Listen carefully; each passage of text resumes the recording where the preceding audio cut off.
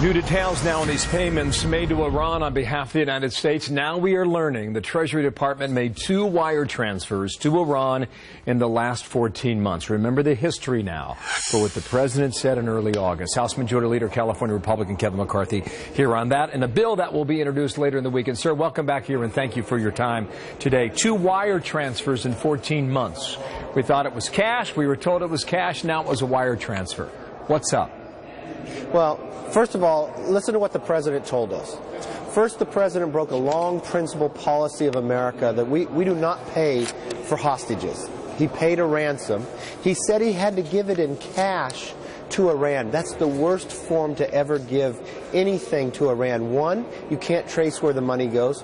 2, Iran sponsors terrorism around the world. The president said he had to give it in cash because he could not wire the money, meaning that the sanctions against it was incapable of wiring the money. Because the system was not in place. Let me take you back 6 weeks, okay? This is what was spoken on the 4th of August. Give this a listen. The reason that we had to give them cash is precisely because we are so strict in maintaining sanctions and we do not have a banking relationship with Iran that we couldn't send them a check. And we could not wire the money. Was he telling the truth?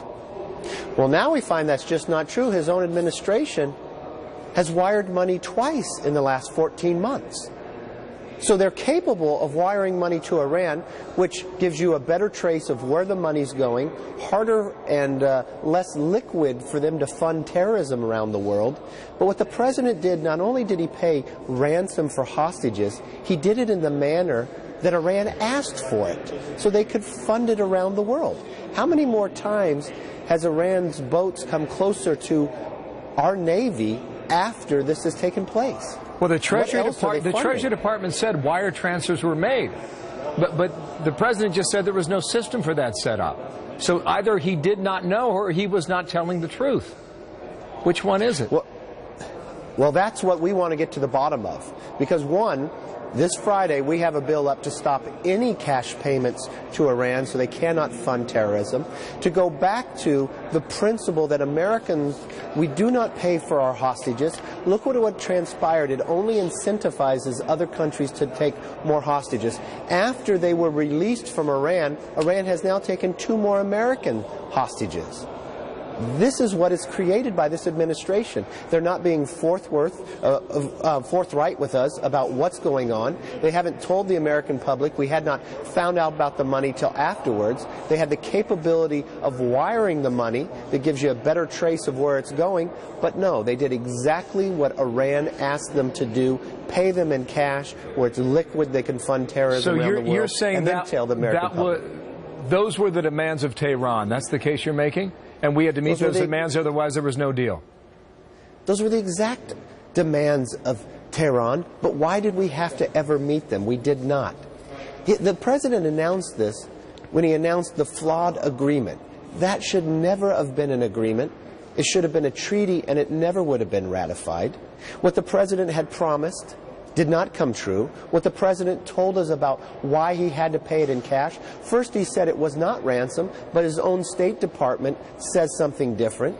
Then when we find reports that are written that his own Justice Department argued against paying Iran the money because they're afraid that more hostages would be taken, and yes, that has come to fruition as well. And now we're finding out the president told us that he had to pay it because there's no way to wire it.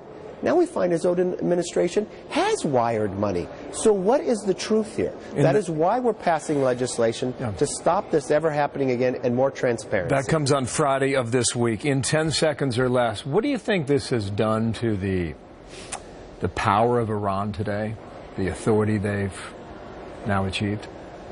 Well, look, it's only made Iran stronger. It's only made the world less safe. And what's more important, America has taken a step back, and who has filled that void?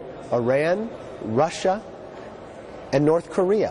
Why is North Korea testing more now after they watch the way the president has handled Iran? Because it just goes to show this administration will give more to its enemies than to its allies. I'm out of time. Thank you for yours. Kevin McCarthy. Thanks for having me. House Majority Leader on the Hill. Thank you.